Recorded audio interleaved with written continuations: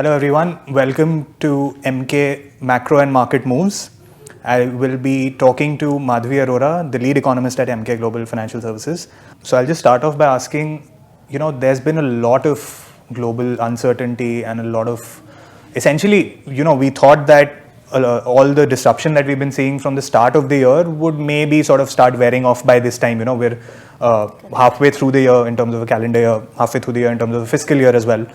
But I mean, if you look at, what's happening in Europe with the war, it just seems to be escalating. The threat of, even further escalation with, say, potentially a nuclear attack or something like that is even more imminent. Look at Europe with regard, the wider economy is slowing down. There are problems that could happen with regard to gas shortages coming in the winter. Then we come to China, a little bit closer home. The zero COVID policy shows no sign of slowing down. And that is having a material impact on the Chinese economy and therefore on the world economy. And of course, talking about the world economy, we have to speak about the United States, where inflation still remains the core topic, which the Federal Reserve is almost they've made it clear that that is the primary goal, and that could have an impact on growth. So all of these disruptions and the risks that they entail, how do you assess this? Like, what do you think is not just the path going forward, maybe that's for a little bit for later, but just generally, what do you think is the assessment with regard to where we are in the global economy at the moment? I think there's a lot of uncertainty that is, as you said, floating around, and it seems that it's here to stay. As you rightly said, one was assuming that as you enter the, probably mid of the year, there would be some sense of war fading and some sense of policymakers getting a hang of inflation. At this point in time, I think, it all started off with inflation, which still remains to be a big question mark as far as its, settlement is concerned, as in one doesn't know where it is actually settling, whether you are actually, seeing further elevation from here on, or it is looking to decelerate from here on in a very sustained fashion. So I think that remains a big question mark. War, of course, is just only adding on to the pain at this point in time.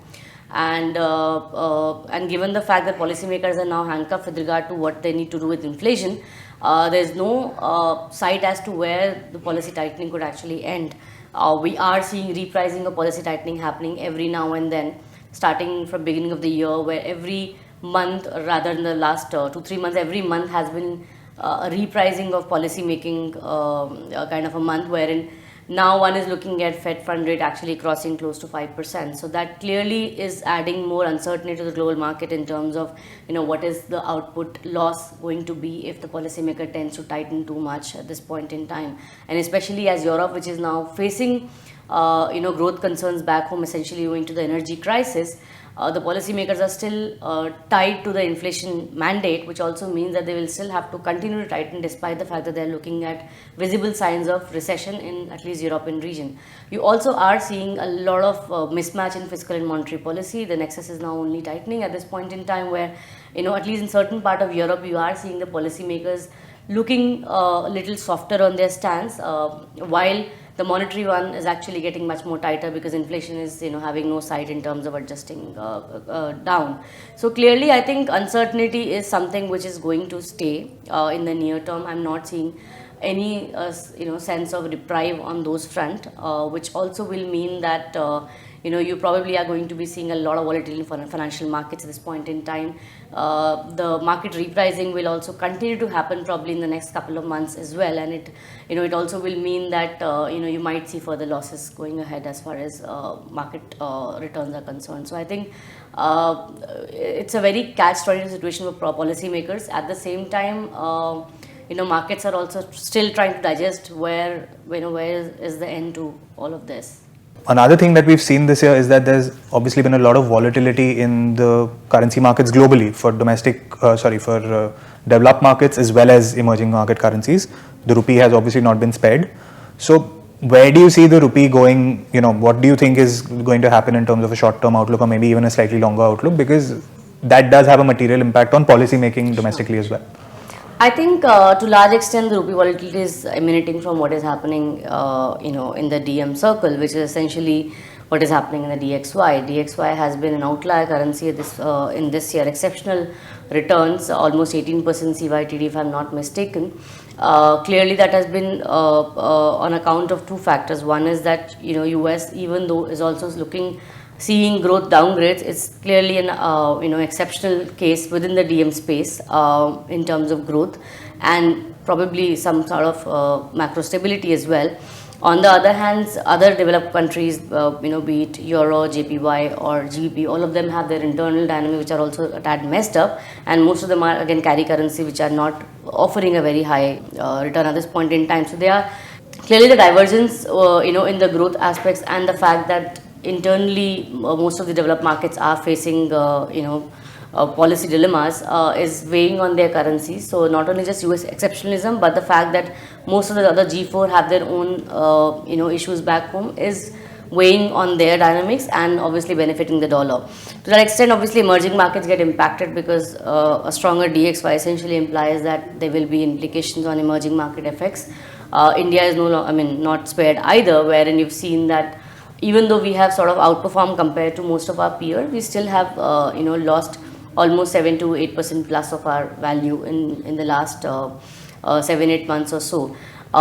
This despite the fact that RBI has been generally there in the system, has been sort of defending the rupee at most levels, which seem to be crucial for them. And our estimates suggest that almost 110 billion plus of FX defense has already been deployed by the Reserve Bank of India, which is the highest in the history.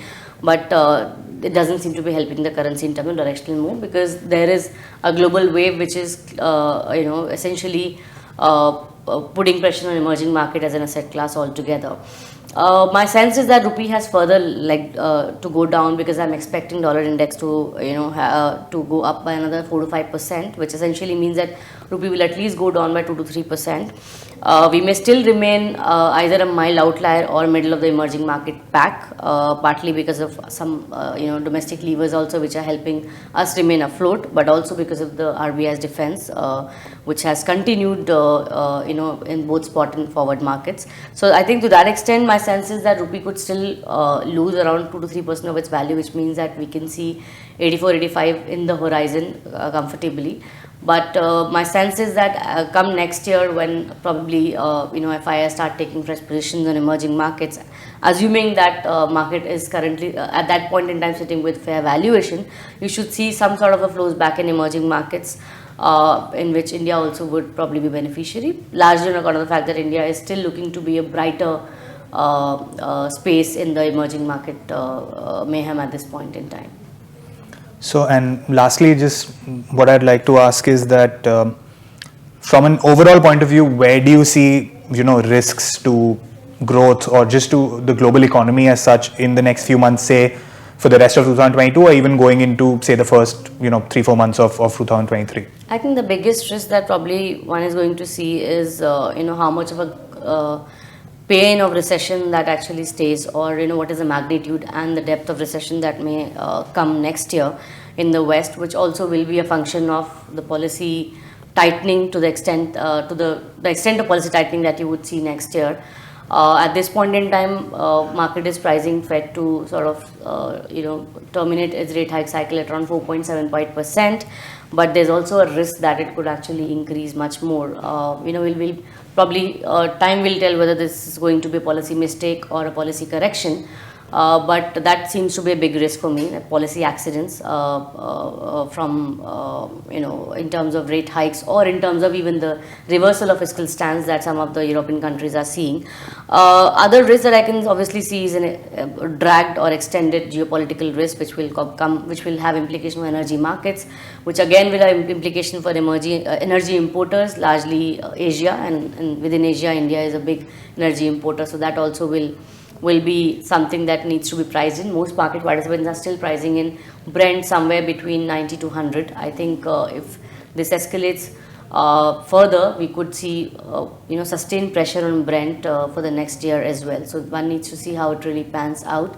And lastly, of course, China risk, which is still a bigger of a black box at this point in time. One doesn't know when the economy actually opens up, and if it continues to remain in a COVID restrictive zone, then that will clearly have a hit on Asian subcontinent as far as demand dynamics are concerned, and India would not be spared.